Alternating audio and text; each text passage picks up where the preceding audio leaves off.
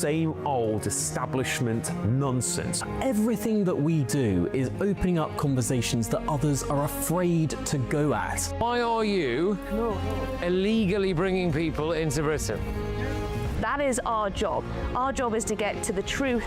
If it's important to you watching or listening at home, then it's important to us as well. That's what makes us the fearless champion of Britain.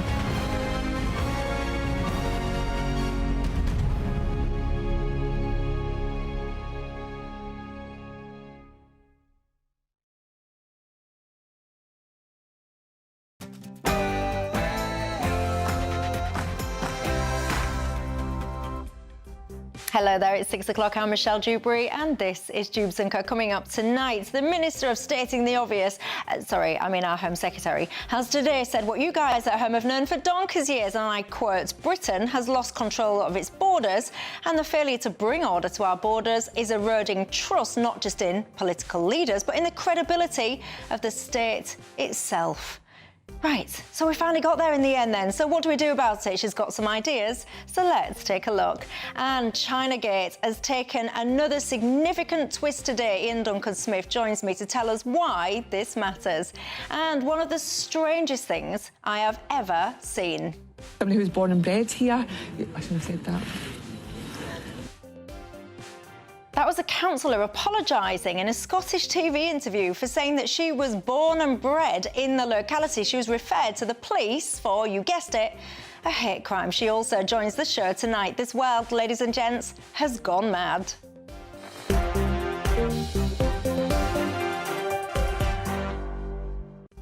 It really has gone mad, but as I tell you every single night, it's all right, ladies and gents, because we are going to get through it together. Alongside me to do just that, pollster, academic and GBNews presenter Matt Goodwin. Alongside him, former Labour Minister Bill Rammell. But before we get stuck in, here's your 6 o'clock news headlines.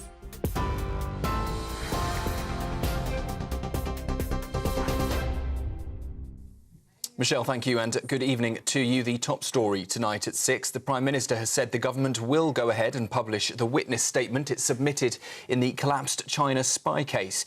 Two men, Christopher Cash and Christopher Berry, were charged under the Official Secrets Act last year, but the case was dropped last month. Both insist they are innocent. The Crown Prosecution Service said it couldn't get evidence from the government, including documents referring to China as a national security threat. Well, Sir Keir Starmer has insisted that officials were not directed or influenced at all before giving evidence. I'm deeply disappointed by the outcome. We wanted to see prosecutions. Mr. Speaker, I know just how seriously, rightly, that you take these matters. National security will always be the first priority of this government, and after legal advice, I have decided to publish the witness statement. Given the information contained, we will conduct a short process, but I want to make clear I intend to publish the witness statements in full. But Conservative leader Kemi Badenoch says that the government's response, she says, stinks of a cover-up. On Monday, the Security Minister repeatedly told the House that ministers did not take decisions, that it was the Deputy National Security Advisor who had full freedom. Is the government seriously saying that only one man, the Deputy National Security Advisor, had anything to do with this failure? Is he seriously saying that the Deputy did not discuss with the National Security Advisor, did not discuss with the Home Secretary or with anyone in Downing Street? Is the Prime Minister seriously saying that? Yes. In other news tonight, a misconduct hearing for a Metropolitan Police firearms officer who shot dead Jermaine Baker during a foiled prison break nearly a decade ago has been dismissed. The officer, known as Whiskey 80, fired the fatal shot in 2015 as police stopped a plot to free prisoners outside Wood Green Crown Court. A public inquiry in 2022 had already found Mr Baker was lawfully killed, though he was unarmed when shot. The misconduct panel today ruled there was no case to answer, ending what Metropolitan Police Commissioner Sir Mark Rowley called a decade of legal madness.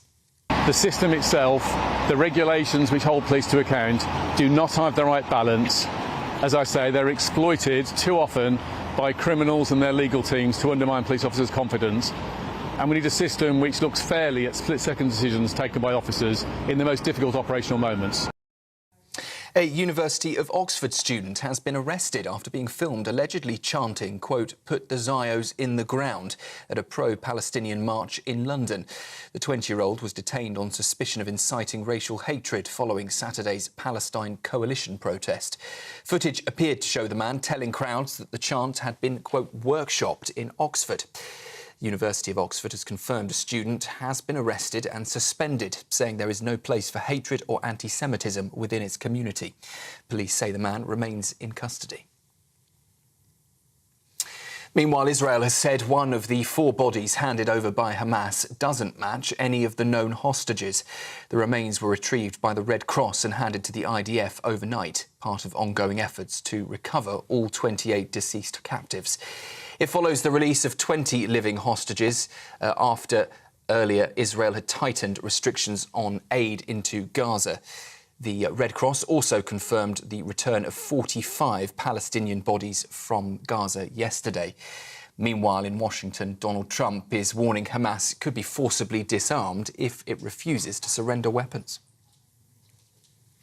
Those are the headlines. I'll be back with you at 7. Now, though, it's over to Michelle.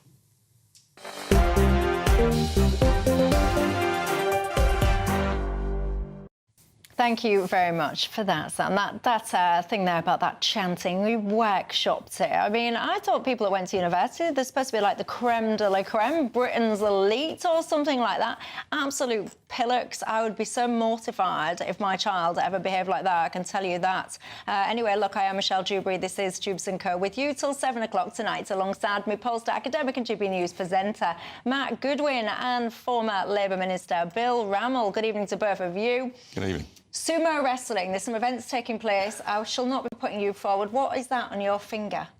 My finger and my toe. I was in the States a couple of weeks ago and broke my toe and broke my foot. I would not recommend it. Well, there you go. I won't get you to get your hairy toes out and demonstrate that to the viewers. Don't worry, everybody. But anyway, look, you can join the conversation in all the usual ways. Email me, gbviews@gbnews.com. Go to the website, gbnews.com/yoursay.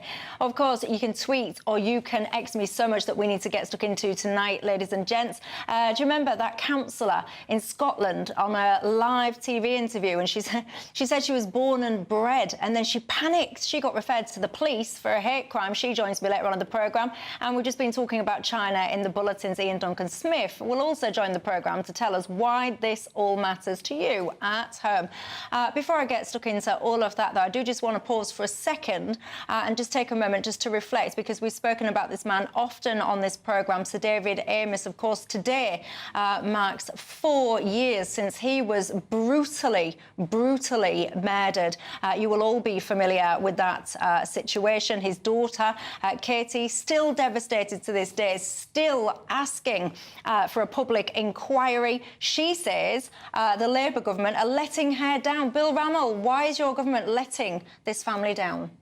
My understanding is it's still being looked at, but what happened to David Amess was absolutely atrocious, just like what happened to Joe Cox a few years previously was atrocious.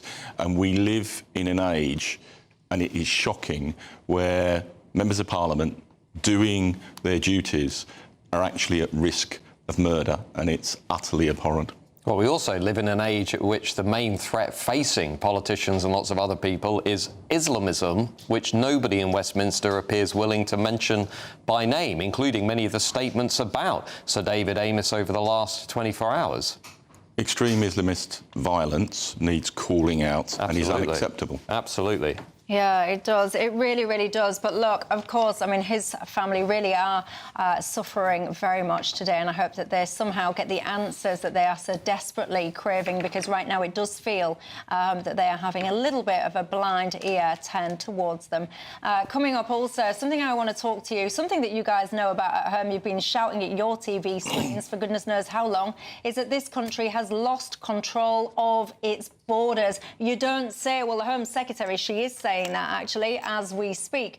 She's also been saying she's convening a summit. I don't know how many kind of these summits and meetings we actually have to have, but this one was with the Balkan nations, and she was also going on to say that actually the loss of controlled borders is also now leading to a loss of trust in politicians. I don't want to laugh because it's a very serious topic, but we all know this. We've known this a very long time. So what are we going to do about it then? Well, this is what my PhD supervisor used to call a SOBO, a statement of the, cover your ears, bloody obvious. And that is all we've had from this Labour government, which is constantly gaslighting the country, saying we are going to control the borders, this is out of control, yet not doing the very things that are needed to control the borders. If Shabana Mahmood was serious about tackling the fact, Michelle, we have nearly 200,000 people now. That's the next milestone, 200,000 entering this country illegally. We don't know who they are, we don't know what they think, we don't know where they're from. If she's serious about actually dealing with this, leave the European Convention on Human Rights, repeal Tony Blair's Human Rights Act, detain and deport and remove welfare and all the freebies and the goodies for people who enter this country illegally. Until she does that, I'm just not interested. It's all just very boring. Everything that comes out of this Labour government is constantly gaslighting the British people, presenting a picture of reality that is not really reality. It's a sort of inversion of reality. Look, I see a lot of terrifying things doing this job, but something that really stopped me in my tracks, ladies and gents. I want to play you this clip, and I'll talk over it if you will indulge me, because it's important that if you're listening on the radio, you also understand what you're seeing. Now, on your screen, ladies and gents, you're seeing CCTV footage. This has been obtained by the Sun newspaper, so I need to give them credit for that. This is an illegal migrant who took it upon himself at about 9:30 p.m. In Swindon to try and kidnap a 17-year-old girl. So the purple dot is the girl, the green dot, if you're watching, is the guy. He tries to yank her off the streets, doesn't get very far because thankfully some people stepped in and stopped it. He then went on to try and attack and kidnap multiple other women. He has now pled guilty to attempted kidnap, and we shall await his sentencing. Now, Bill Ramon, people watching this, because this is not a lone incident, this is not like, oh, wow, look at the shock and surprise that a man from some of these countries seems to think they can treat women like this in Britain. How many more meetings are we going to have? How many declarations and all the rest of it are we going to have to listen to? And how are we expected to take things seriously when Shabana Mahmood says that we are basically leading the way when it comes to creating international responses to this challenge? My viewers don't want people leading the way when it comes to international meetings. My viewers want this government to be leading the way when it comes to stopping these men getting entry into this country and keeping women and girls safe. And there have been actions by this government to reduce illegal migration. It will take time to bring the numbers down. But I think what the speech from Shabana Mahmood today demonstrates is you've got a serious reformer as Home Secretary. And I'll give you one instance of that. The one-in, one-out agreement with the French.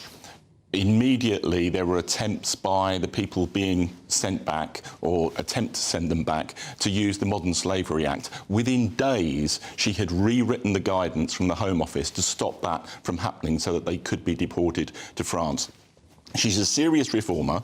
She's rightly pointing out that uncontrolled illegal migration is sapping the confidence of people in politicians and the state. Hold on. We know but she's also saying that you need international cooperation in order to tackle that. And that's where leaving the ECHR would make it more difficult to secure that international cooperation. So whether it's Labour's one-in, one-out deal with France, the bilateral agreement with Germany to tackle the gangs, the EU reset, so that we can data share and intelligence share to tackle illegal migration. Come on. Whether it's the agreement on returns with Iraq or what she was talking about today with the Western Balkans, which is a key transit route, all of that needs international cooperation. Let's just be frank. The borders are wide open. Nearly 200,000 illegal migrants, we don't know where they're coming from, why they're here, are coming in en masse. You talk about one in, one out. So far, we've had about 26 out.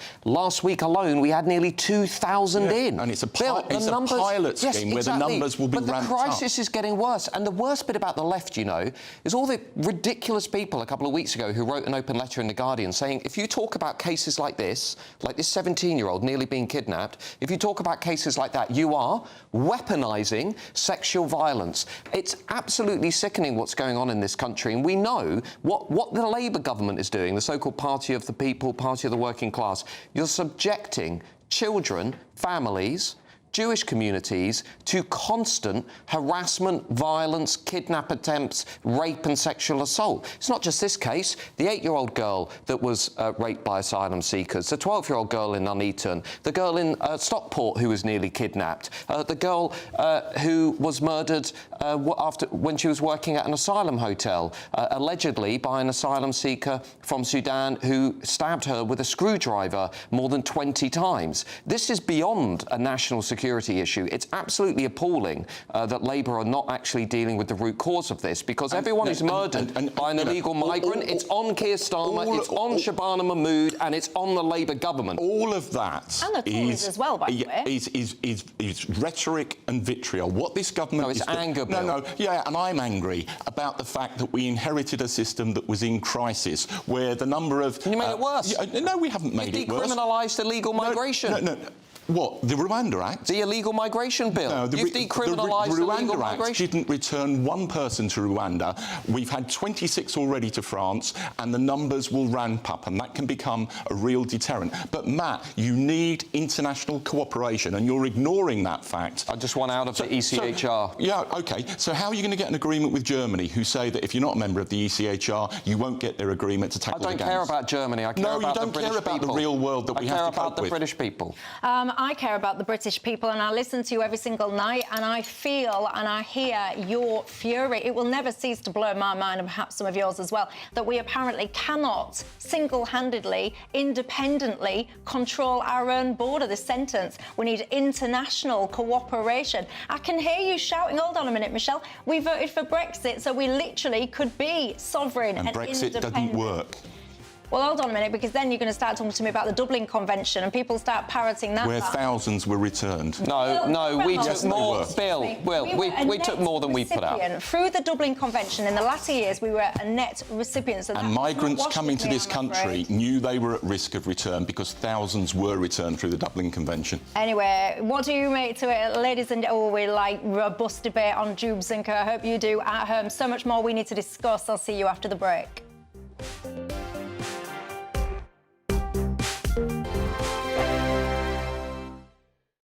Westminster's full of talk, but out here, it's the real world. Am I allowed to talk now? No, that's it. This is where it matters, real people and real lives. That's what politics is all about. The fact is Trump made a good start. No. Straight answers, no spin, and just a couple of pints. How many fingers have I got up? About 10. So join me for Lee Anderson's Real World every Friday at 7 p.m, only on GB News. The People's Channel, Britain's news channel. You want to know what's really going on in the corridors of power? Labour don't know what to do with you half the time, and that makes you quite lethal in the chamber. Get behind the headlines with Chopper's Political Podcast. Join me, Christopher Hope, as I sit down with the great and the good of British politics. We'll see where this ruling takes us. These are the stories shaping our nation. Chopper's Political Podcast, available now on all platforms. Listen in and stay ahead. Decisions made in Washington aren't just shaping America, they're shaping Britain too. From migration to global security, from crime to health. Whatever happens in the White House today will be felt in your town or city tomorrow. That's why The Late Show is live from Washington, DC. Cutting through the politics to show you what it all means for Britain. The Late Show live every night at midnight. Only on GB News. Britain's news channel. Bold. They are under no illusion. Ray. Are you a human trafficker? Boundless. I've had enough of the nonsense, and I'm not afraid to say it. Don't get this on the BBC. Every weeknight, I tear through the headlines. The smell of gasoline. Should we be worried about it? From Westminster madness to cultural war chaos. What I'm going to do now, they are throwing things out the car as we speak. Get ready, Britain. Here we go. Patrick Christie tonight, weeknights from 9 p.m, only on GB News, Britain's news channel. Britain deserves a newsroom that puts the facts and your voice first. Well, and that's what you get on GB News. Lively debates, lively conversation. And we're not afraid to hold power to account. And each other. So join me, Andrew Pearce. And me, Miriam Cates, for Britain's Newsroom, weekdays from 9:30 on GB News. At GB News, we love to hear from you, our loyal community. So drop us a line at gbnews.com/yoursay. There you can talk to each other and also to the presenters live on air. gbnews.com/yoursay, because GB News is your channel, Britain's news channel. No matter the state it's in, this is our nation. Join me, Jacob Rees-Mogg, for a genuine, honest discussion on where we have been, where we are going, and where we are with the people who set the direction. Tune in to State of the Nation every Monday to Thursday, 8 to 9 o'clock. Only on GB News.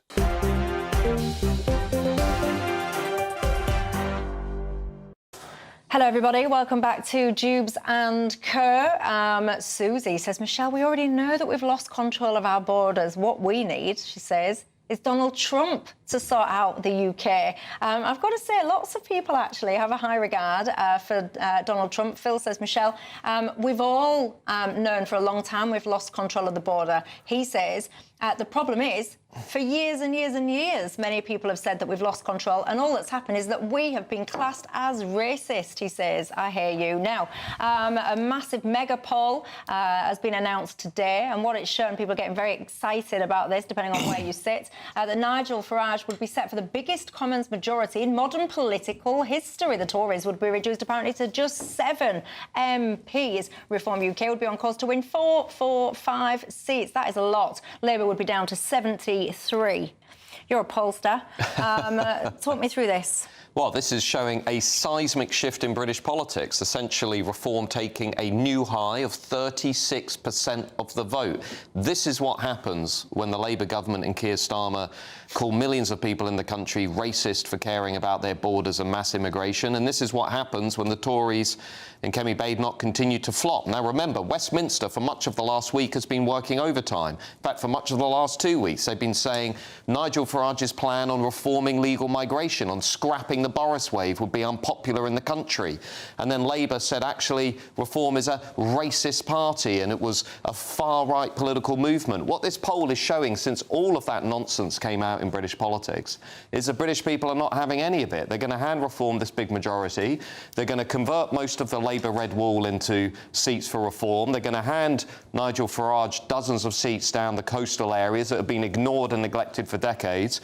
And they're going to basically give Nigel Farage this big majority because they are absolutely fed up of everything we talk about on this show every week, on this channel: broken borders, uncontrolled migration, two-tiered justice, children being sexually abused and raped, and to be frank, Bill, listening to Labour politicians and figures just gaslight them endlessly. Look at the numbers. We've never seen these numbers before. People are fed up of this status quo. Do those numbers worry you? I'm not going to say I'm delirious about them, but I don't buy into them. You know, no, let me explain why. What we have at the moment... I thought you loved polls. Yeah, no, I do, and I'm coming on to that, Michelle. What we have at the moment is a fractured political system, and the pollster that I most respect is YouGov. It's got a track record, an exceedingly good track record of getting it right. Its latest poll puts Reform on 27%, Labour on 20%, the Tories on 17%. Is that where I want the Labour Party to be? No, but that is not, 4 years out from a general election, an election-winning position. I've said it before on this programme. Go back to 1981. The then SDP was on 51% of the vote. 2 years later, they lost by a landslide. That's not a given. But what this poll reveals as well, and the detail of the poll, is, one, the government needs to focus on delivery, because the key issues are the economy, living standards, the NHS, and bringing down illegal migration. Yeah. But it also focuses on tactical voting. And I was really struck by the recent by-election in Runcorn and Helsby, where detailed analysis showed that in 2 leafy village wards, historically always voted Conservative, they gave Labour a majority in that by-election. Why? Tactical voting, and that is one of the risks to reform. For every one vote, hold on, you've had a say, Matt. For every one voter Farage attracts, he repels two others. Okay, but you're clutching at straws here. The reality of what's going on across the country in all of the polling, including the YouGov MRPs, is we have the most unpopular Prime Minister we've ever had since polling began. The pollsters show that. Keir Starmer's approval rating is -42, makes him about as popular as Prince Andrew in this country. The Labour government's collapsing, and the worst bit is, instead of actually responding to this by saying, you know what, guys, the only way we can actually get back in the game here is fix the borders, give people economic growth, lower taxes, sort out uncontrolled immigration. What Labour are doing, we read this week, which is classic Labour, they're going to blame Nigel Farage and Brexit for raising everybody's taxes in this country at the Labour budget because it's absolute nonsense, Bill. It's nonsense. Don't listen to you, Matt. Don't listen to me. Listen to the Office for Budget Responsibility. Oh, here we go. That says it is costing the British taxpayer £32 billion a year. Yeah, Bill, we're not going to talk about Labour's public sector pay splurge. We're not going to talk about Labour's tax rises, national insurance. We're not going to talk about net zero lunacy. We're not going to be talking about National Health Service. We're not going to talk about the big investment in social care. We're not going to talk about investment in transport, fixing the potholes. What we're not going to do is talk over each other. Yeah, so just briefly, you're not going to talk about the 15 billion quid you're forcing everyone out there to pay for the asylum crisis. You're not going to talk about the 35 billion for the Chagos deal. You're not going to talk about the 10 billion a year we're going to talk about later on welfare benefits for people who aren't even British. You're now going to try and convince everyone out there that Nigel Farage is why you're putting taxes up. It's complete and utter lunacy. You are treating people like idiots. Do you know, Matt, you play the normal reform game, and you are a reform politician. You're not an independent academic. You're a reform politician, and you use figures, the Chagos Islands, for example, that are over 100 years, and try to pretend to people that that's money that can be saved to invest in public services.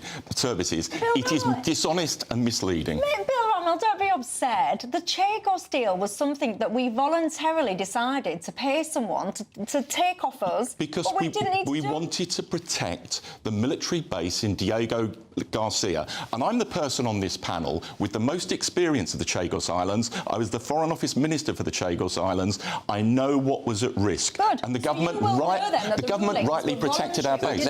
Yes, because the alternative was the base would have been at risk. Now, hang on a second. The reason, let's be clear, the reason you want to now turn the debate into the debate that happened 10 years ago over Brexit is because you don't have the answers to today's problems. That is why Labour are now going to try and turn this debate into the debate we've already had 10 years ago. Do you know what? You're beginning to sound nervous, Matt.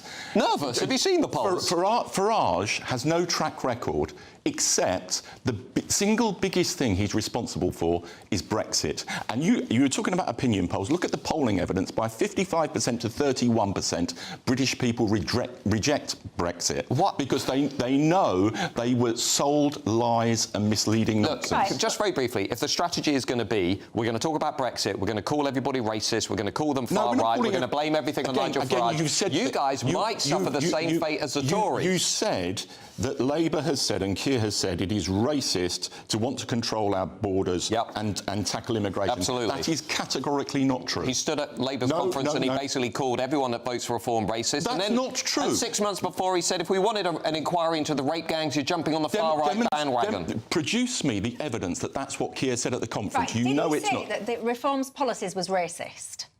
Yes, he did. So let me just get my head around this for the sake of the viewers at home. So the Prime Minister, Keir Starmer, has said that Reform UK's policies are racist.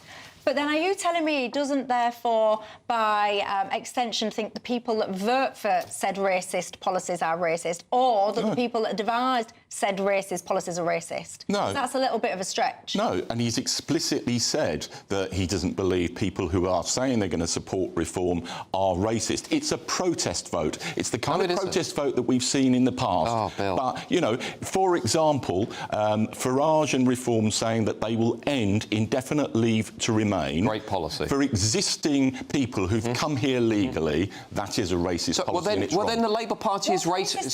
Sorry. Because it's singling out people on the basis of the colour of their skin who have come here legally and cutting the ground from under them. Then Labour is racist too. Have you looked at your own policy? Have you seen what Shabana Mahmood has put forward? Have you actually interrogated what Labour has just announced? Which you are also going to be asking people to leave if they do not fulfil set criteria that Shabana Mahmood is now changing. She's increasing... Not retrospectively. And that's what Farage and Reform are doing. That's not what Mike Tapp is saying, your Labour MP. He's saying that if people do not meet the criteria, they do not speak English, then do they a bit don't more have the right research. jobs, they will have to leave. Matt, it's not retrospective. Keir Starmer, yes or no, did he say that if people in this country want a national inquiry into the rape gangs, they are jumping on the far-right bandwagon? I can't recall the detail of the that. Answer is yes. What he has done is, you know, as Director of Public Prosecutions, he was one of the most significant people changing the evidential rules so you could tackle the grooming gangs, and he's actually taken action in government to tackle the root cause of the problem, and he's now set up an inquiry. I've got a lot of respect for you, but you can see this narrative that Labour are pushing, that everyone out there is racist and far right. And then you can see where this is going to end. That's not this is going to end in disaster. The same place it ended in America, where the Democrats for 10 years said Donald Trump is a fascist. He's a threat why to is democracy. Keir Starmer and why is Shabana Mahmood explicitly saying that we have to tackle illegal immigration and bringing in a whole raft of policies to tackle illegal immigration? It doesn't quite stack up. You and I both know this is tinkering around the edges. It's not tinkering. It's not it's about going serious, to deal with it's the about problem. serious reform. And your proposal and Reform's proposal to leave the ECHR would mean it was more difficult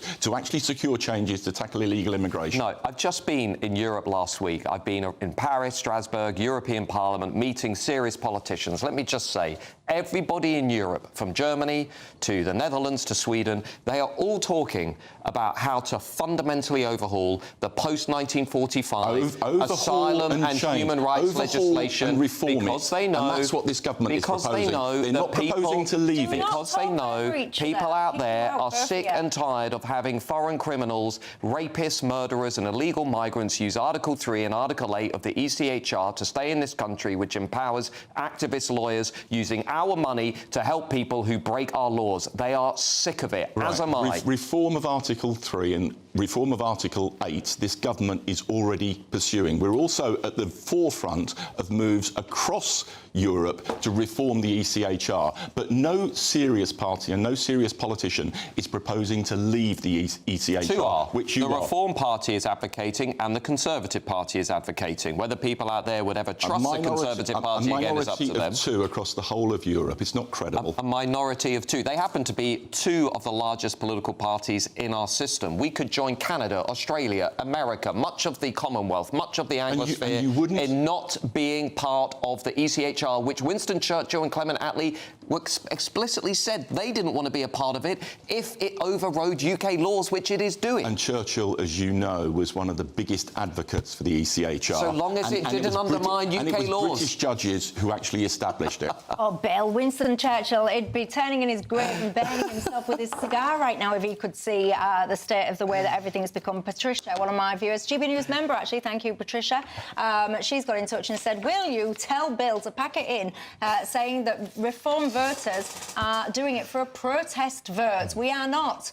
Do not, she says, tell me what to think. Well, there you go. I told him for you, Patricia. So much that we need to talk about after the break. That Reform councillor will be coming up. She got reported to the police for saying that she was born and bred somewhere. Do you remember that one? Also, as well, China. Huge escalation there. Ian Duncan-Smith will join us to tell us why it matters to you.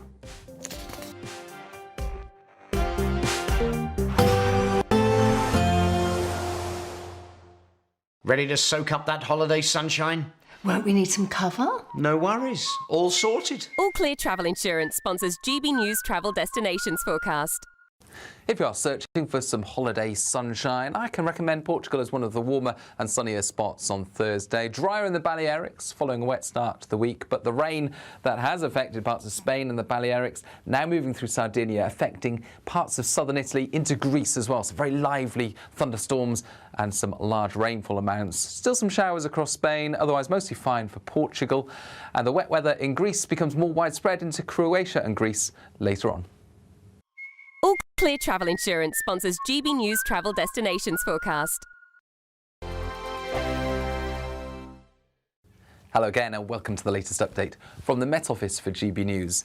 It's simply more of the same during the next 24 hours. If you've seen a lot of low cloud this week so far, you're going to see more again during the next 24 to 48 hours as high pressure simply sits where it is. It's not moving anywhere for the time being.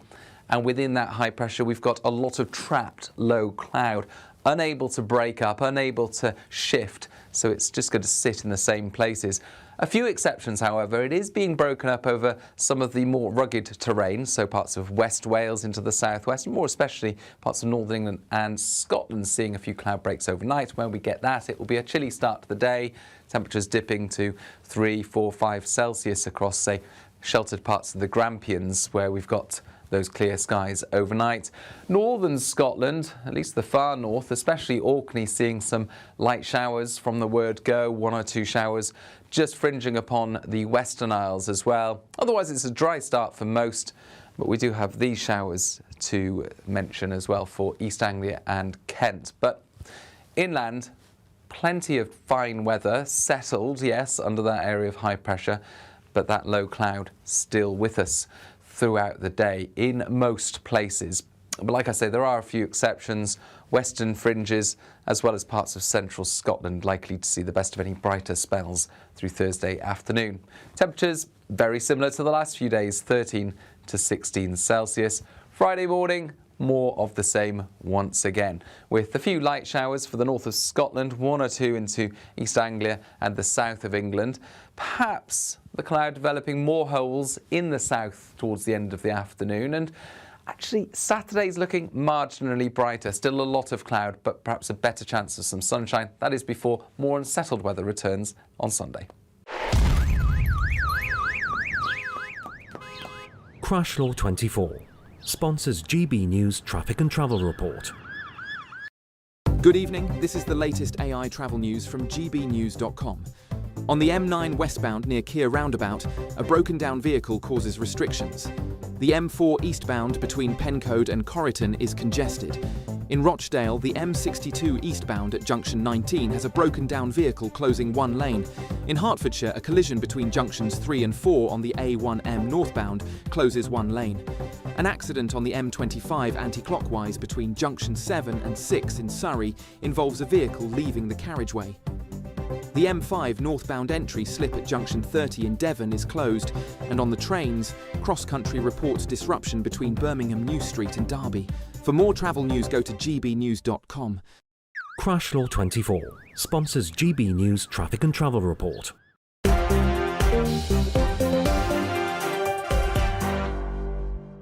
Hello everybody, welcome back to Dewbs & Co with myself, Michelle Dewberry. I've got Matt Goodwin and I've got Bill Rammell alongside me afterwards. But I do want to just put out something, by the way, because we indulge in robust debate here on Dewbs & Co. It is indeed what we're known for, what we like, what we enjoy. But we all get on afterwards. We try and be as respectful to each other as possible. We live in a democracy, and of course all views are welcome. Now, something that's got many of you gripped is the whole Chinagate, Spygate, call it what you will. This has been going on for quite some time now. It seems to get increasingly more complex by the moment. It all centres predominantly around the fact that this case has been dropped, question marks asked as to why that has happened. Joining me now, Ian Duncan Smith, I'm pleased to say, former Tory leader and also, I think quite accurate to say, a very prominent critic of China. So Ian, welcome to the programme. Let me start by saying my viewers are sitting here, we're probably watching on TVs made in China, wearing clothes made in China, texting their friends from devices predominantly made in China. They will be sitting here thinking, what is this all about and why should I be worried? What would you say to them? Well, there are two questions really on this one. I just want to divide them in two. The question you just asked me about what as a general threat and what is the issue about China. I'm sanctioned by the Chinese government because I set up an organization called the Interparliamentary Alliance on China. We've now got some 53 countries and made up of parliamentarians on the left and the right who are all deeply concerned about the nature of China, China's essential, bullying, takeover, spying. They use a lot of the internet to make sure that they crash sites. They do a lot of the stuff that you would expect from a state which basically is a threat to you, but they do that all the time. The second bit is what's going on over this lost case, which crashed and burned some weeks ago because the government didn't give them, that's the prosecuting authorities, the information about whether they were a threat when this trial began and whether they are a threat today. That's the simple part of it. And so the row is about why didn't the government step up and give them the statement that they needed. And of course, they've been spinning and dipping and diving in every way to get out of this. They said, first of all, ministers weren't involved in any of this. We now discover the Prime Minister knew at least 2 days before the final representation was made, and where the DPP had made it clear that if they don't get what they're after, then they kill the case. So he knew about this, knew it was going. So all his crocodile tears now about we're very upset that the DPP didn't decide to take the case forward. Well, the DPP said, you didn't give me what I needed to make sure the case could then proceed. And so he dropped it. And then you've had all this subterfuge that no advisors, no ministers were aware or discussed what was going on. Sunday Times wrote a very good piece from a very good source that said, actually, there was a private meeting made up of everybody from Jonathan Powell, his director of security, etc., all of that, all meeting around the table, people that he said didn't have an involvement in it. And he was asked today, is that Sunday Times article right or is it wrong? And he muttered around and said, well, I'll have to have a look and check it. Whereas we discovered last night, apparently he was saying that he thought it was a lie, but he wouldn't say that at the dispatch box, because if you call it a lie, you're in deep trouble if you're wrong. So all of this is what the government's been trying to do to get off the hook of actually having been responsible for killing the spy case. These are spies in Parliament, as they were accused. They were working amongst parliamentarians when we were trying to get Hong Kong refugees out of Hong Kong after China basically attacked them, trashed the Hong Kong Sino-British agreement. Their CVs, all their details were on desks like mine, and these guys could have come and gone and picked this off. So this was a very serious and a very dangerous case, and the government is responsible, in all our views, really, for having crashed that. Indeed. And I mean, another twist occurred today. Dominic Cummings has come out. He's saying that actually there was an almighty hack during which incredibly sensitive information was passed to China. And this was actually the subject of a cover-up in 2020. What would you say to that? Well, I wouldn't be surprised. They have been attempting to hack all of our government organs, everything to do with the Treasury right the way through. They do it all the time, the Chinese. It's a standard practice. They try and crash sites alongside Russia. They're responsible for cyber criminals, etc., getting on with the game, and also for government-inspired cyber attacks. I mean, I'm sanctioned by the Chinese government, and I know that I had one of their low-level spies on my case for some time. They're called Wolf Warriors. He impersonated me on sites all around the world, made claims about me that I was, changing my mind and I was pros-G. All this sort of stuff goes on. It goes on as a standard natural practice. You're aware of it. But the reality is, the question, is China a threat? The answer is yes. You don't have to describe them as an enemy, because if you're describing somebody as an enemy, then you're going to be at war with them as an enemy. But as a threat, that tells you what they're capable of and what they believe of us. And our problem with the government, we think they crashed this case because China wanted it ended. It was an embarrassment, and they want to pave the way to give China this terrible, a huge embassy right opposite the Tower of London, in which there'll be 200 more spies resident in there, and they'll be tapping into all the cables going into the city. Interesting stuff. Sir Duncan-Smith, thank you very much for bringing our viewers up to speed on that one. Bill Rammell, this super embassy, should it be blocked?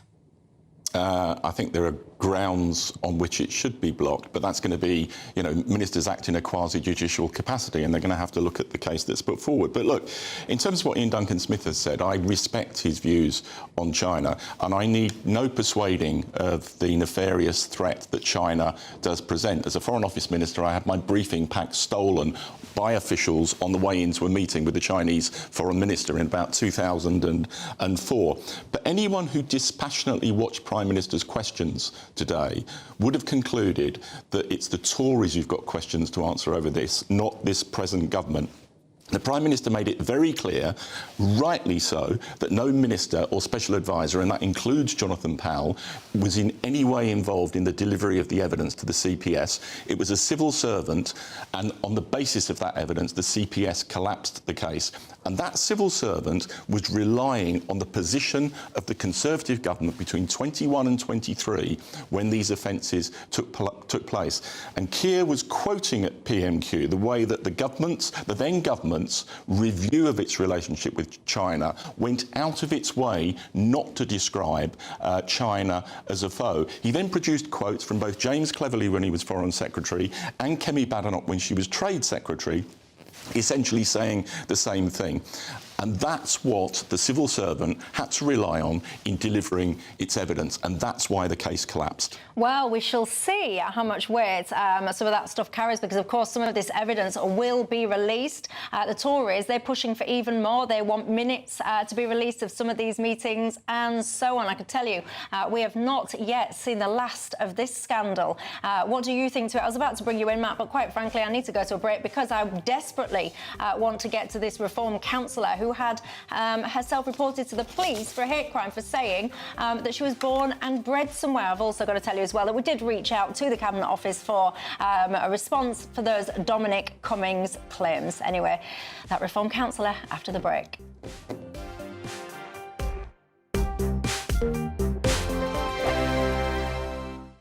I'm Michelle Dewberry. This is Dewbs & Co with you. Hello everyone, Patrick Christie is here. GB News, Britain's news channel. Access the stories that matter to you. Take the GB News family with you on any device, and as long as you have an internet connection. Tune in to GB News anywhere on the planet or beyond. GB News, the People's Channel, Britain's news channel. Britain was once the envy of the world. But look around. A nation that no longer knows what it is or where it's going. A country that's broken. How do we fix Britain? How do we bring it back? Friday night with Matt Goodwin at 8 p.m. Only on GB News. You want to know what's really going on in the corridors of power? Labour don't know what to do with you half the time, and that makes you quite lethal in the chamber. Get behind the headlines with Chopper's political podcast. Join me, Christopher Hope, as I sit down with the great and the good of British politics. We'll see where this ruling takes us. These are the stories shaping our nation. Chopper's political podcast, available now on all platforms. Listen in and stay ahead. At GB News, we love to hear from you, our loyal community. So drop us a line at gbnews.com/yoursay. There you can talk to each other and also to the presenters live on air. gbnews.com/yoursay, because GB News is your channel, Britain's news channel. Exciting news. Every Friday, my Patrick Christie's Tonight Show is going to have a twist to it. We're welcoming some special guests. You.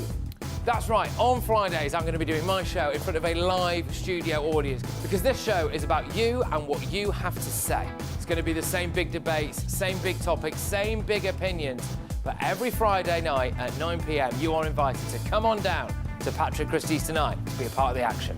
Only on GB News, the People's Channel, Britain's news channel. Join me, Nana Okoye, for an informative, interactive news programme with a difference. It's fun. No, he didn't say that, Dave. I'm so surprised. I think there's an element of truth to that. Join me from 3 p.m. every weekend, only on GB News, Britain's news channel. Mornings don't have to be tiresome, especially if you have the right company. Wake up to news as it happens, opinion and debate, and of course, a little bit of entertainment too. Because when the kettle's on, we're on. That's Breakfast on GB News, a show worth waking up for. Every morning from 6 a.m. Only on the People's Channel, Britain's news channel. We'll spread the news, you spread the word.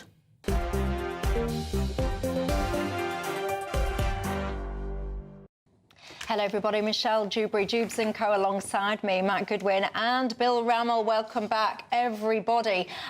This China situation keeping you gripped, I can tell you now. Lots of my viewers getting in touch saying that they want the whole thing released, made transparent, and then the case to be re-looked at. So we shall see whether or not that happens. Now, one of the most astonishing things that I've ever seen, quite frankly, I want to play it to you. Take a watch and a listen to this. Is a true unrest, and it's scary. It's scary as a local resident, somebody who's born and bred here. I shouldn't have said that. Now, that was a councillor. That was a TV interview for STV in Scotland. It was off the back of there'd been anti-migrant protests outside of a hotel. So that councillor was getting interviewed. She joins me now. It's Reform UK councillor Claire Mackey-Brown. Good evening to you. Let me start by saying it was one of the most astonishing things I've ever seen, this, Claire, because the sentence born and bred, it will mean something to everybody. It's just a sentiment, it's a saying. In a political capacity, it's probably a benefit, because if you're in your local area, born and bred there, you understand. Now, don't take this the wrong way, Claire, but when I saw this interview, I assumed it was I don't know, a Green councillor or a Lib Dem councillor or a Liberal. I was astonished that a Reform UK councillor was talking like that. What was going through your head to make you respond like that? It was a reaction of the reporter. You know, as soon as I finished the statement, born and bred, it was a gotcha moment on her face, and the response straight away to that was, well, you said it. And that kind of put me into a bit of a spin of, you know, double guessing of what I'd actually said. And you've seen the reaction from that. And I obviously never recovered from that, and I kind of carried on, and then I apologised, but it was mainly due to a reaction of what I'd said. To bring the viewers up to date with the story, you were then reported to the police for a hate crime for those comments. I mean, I'm trying not to laugh, because being reported to the police, I imagine, is fairly scary, but I find this so pathetic. Tell us more. I find it utter madness that you know, someone has taken the time to create a 22-page dossier complaint and submitted it to police under saying it's a hate crime, when all I was saying was I am someone who's born and bred. You know, I'm born in Falkirk, and that's where the statement came from. That's what I stand by. You know, to take it to the level of creating a document of that length to send to the police to, you know, try and get me arrested for hate crime was scary, but at the same time I just find it utter madness. And what is the atmosphere, the political atmosphere like in Scotland, particularly aimed towards Reform UK? Reform are basically seen as racist. So the term born and bred has been twisted into something that has been deemed as racist, when it actually isn't. You know, it's something that's said on a daily basis by local people, you know, people who, you know, are in Falkirk. That's just a common thing that we say. It's just, you know, it's nothing racist about it, but people look at racists, reform as being racist, and that's what's been pushed, the narrative that's been pushed here as well. And is it easy to campaign there for reform? Do you get abuse? What's the temperature like? The temperature for reform is very strong. You know, I have a massive support, which I've seen over the past days. But in Falkirk, people are looking for change and believe reform are the party that's going to make those changes, which we need desperately, given the ongoing issues that we face in Falkirk. And the police investigation into you, that concluded, right? It's concluded, no criminality established. Good. Okay. Common sense prevails finally, but I'm sorry. I'm sorry that you had to go through it. My advice to you, not that you need any, is be proud of where you're born and bred. That's what I say. All the best to you. But for now, thank you very much for sharing your story with the viewers. How pathetic that people have got nothing better to do than report things like that to the police, Matt Goodwin. Well, utterly pathetic. But look, I was born and bred in England. I have no problem saying that. But ask yourself the question, why are people now being pushed into a position where they feel that there is a problem with that? And the answer is because what this political regime, what the establishment is trying to do continuously is discredit things like ancestry, discredit things like history, discredit things like nationalism and patriotism, and trying to reshape who we are around this very thin, meaningless, globalist mush which would have you believe that anybody and everybody can become English or British simply by arriving in the country, signing a few forms and paying a few fees. And I found it quite depressing seeing the reaction of that lady. To me, it's a symbol of how people have been conditioned by this establishment into being ashamed of where they're from and who they are. Bill? I very much welcome the fact that there is no action being taken on this. The case never should have been investigated. And frankly, I think we've got to stop seeking to criminalise things that people say that we might disagree with. And frankly, the urging for criminal action comes across the political spectrum. I've heard it from the right, wanting criminal action against left-wing activists for things they say, not what they do. And similarly, from the left. I've argued before on your show, Michelle, the only dividing line which governs what is acceptable and what is not acceptable is violence and the advocacy of violence. Everything else is fair game and free speech. Well, what do you make to it all? We have some very strange things going on in society. Did you see, speaking of strange things, did you see PMQs today? I think it was the Lib Dems, essentially asking Keir Starmer to conduct some kind of national security investigation into Elon Musk because he's been funding some legal fees against Tommy Robinson. I cannot stress this enough. If you want to start doing security investigations, why don't you look into the security implications of letting all these men cross the channel? That's what I say. Anyway, that's all I've got time for. Thanks, panel. Thanks to you at home. Have a good night. I'll see you tomorrow night. Expect warm spells with the odd rude interruption. Boxed Boilers sponsors the weather on GB News. Hello again and welcome to the latest update from the Met Office for GB News.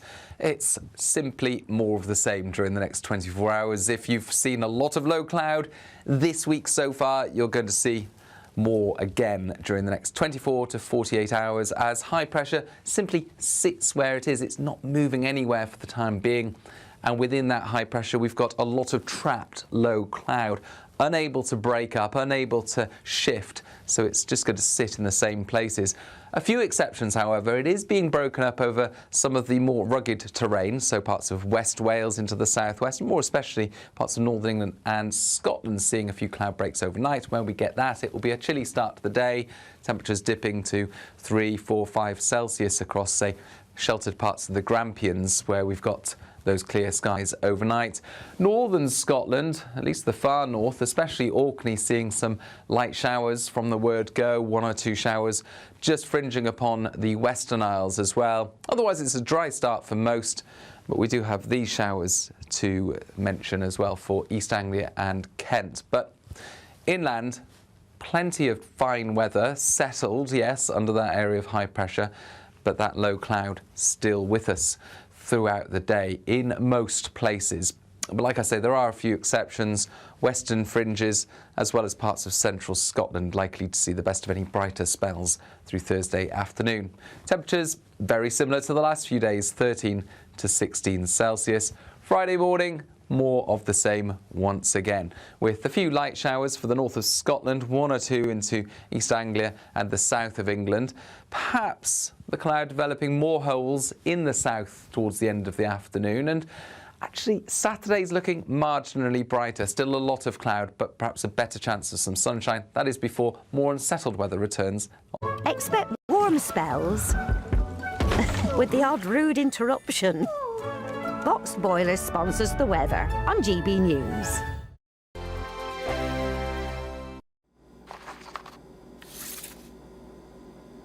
Crash Law 24 sponsors GB News Traffic and Travel Report. Good evening. This is the latest AI travel news from GBNews.com. In Surrey, the M25 anti-clockwise between junctions 7 and 6 is affected by an accident causing lane closures. The M5 in Devon, northbound entry slip at junction 30, is closed for road management. M9 westbound near Keir roundabout requires caution due to a broken down vehicle. In Derbyshire, the A38 southbound faces half-an-hour delays between the A50 and junction A5 132. And on the trains, cross-country services are disrupted between Birmingham New Street and Derby, and East Midlands Railway experiences disruption at Manchester-Oxford Road. For more travel news, go to gbnews.com. Crash Law 24 sponsors GB News Traffic and Travel Report. There's just 3 weeks left to see how you could be our biggest winner this year. First, you could be driving away with this brand new Benamar Primera motorhome. This luxury vehicle comfortably sleeps 4, has its own fitted kitchen and bathroom areas, and comes complete with fitted awning and bicycle rack. And that's not all, as we'll also give you a whopping £30,000 in tax-free cash to spend however you like. For another chance to win, text WIN to 63225. One entry costs £2.50 plus one standard network rate message. Or text BONUS to 63225. 5 entries cost £5 plus one standard network rate message. Go to gbnews.com/win. Entries start at £2.50. Call 0903 686 3232. Calls cost £2.50 plus your network access charge. Or post your name and number to GB16 PO Box 8690 Derby DE1 9TT. UK only. Entrance must be 18 or over. Lines close at 4 p.m. on the 31st of October. Please check the closing time if listening or watching on demand. From the school run to the home run, watch a new show for all of Britain. He can say whatever he wants. A straight talking show where all voices are heard.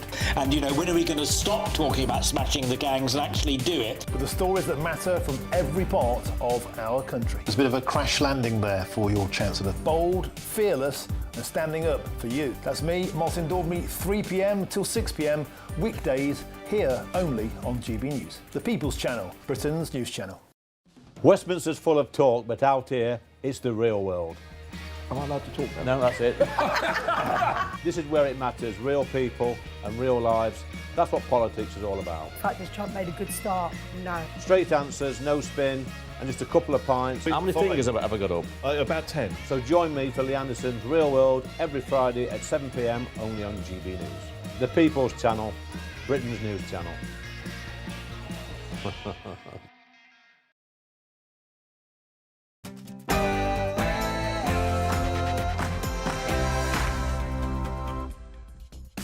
Good evening. Tonight we have a UK exclusive interview with Eric Trump, whose first book was published yesterday, and it talks about the siege his father and the whole family lived under for those 4 years out of office and how they came back to triumph. And hey, what a week for the Trump family it's been. A new Home Secretary, Shabana Mahmood, she says that we're facing a crisis with illegal immigration in this country that is eroding trust in politics. Who knew? Let's see whether she can make a difference. And Rachel Reeves is over in Washington, D.C., hinting that the budget will contain spending cuts and tax hikes. Just how much trouble is the UK economy actually in? But before all of that and more, let's get the news with Sam Francis.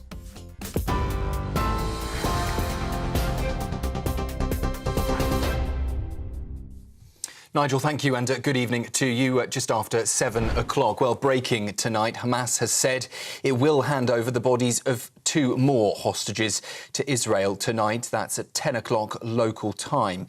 It comes after Israel has claimed one of the 4 bodies already returned doesn't match any of the known hostages. The remains were transferred by the Red Cross to the IDF overnight, part of efforts to recover all 28 captives confirmed dead. It also follows the release of 20 living hostages earlier this week, as Israel is now tightening restrictions on aid into Gaza. Meanwhile, in Washington, Donald Trump is warning Hamas it could be forcibly disarmed if it refuses to lay down its weapons. The Prime Minister says the government will publish the witness statements it submitted in the collapsed China spy case. 2 men, Christopher Cash and Christopher Berry, were charged under the Official Secrets Act last year, but the case was dropped last month. Both insist they're innocent. The Crown Prosecution Service said it couldn't get key evidence from the government, including documents referring to China as a national security threat. Well, Sir Keir Starmer insists officials were not directed or influenced before giving evidence. I'm deeply disappointed by the outcome. We wanted to see prosecutions.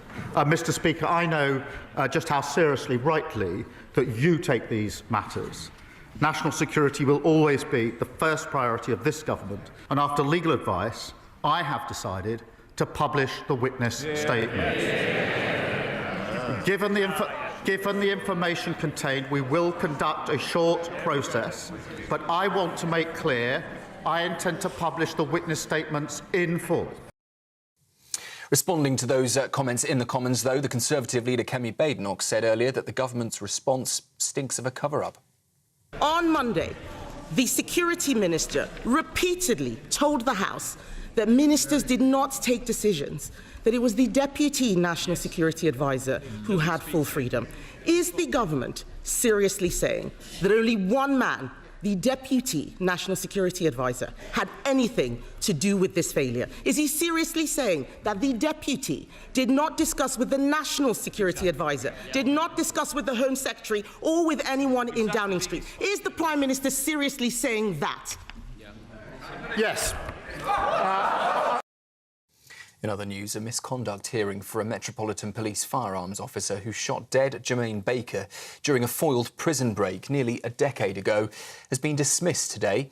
The officer, known as Whiskey 80, fired the fatal shot in 2015 as police stopped a plot to free prisoners outside Wood Green Crown Court.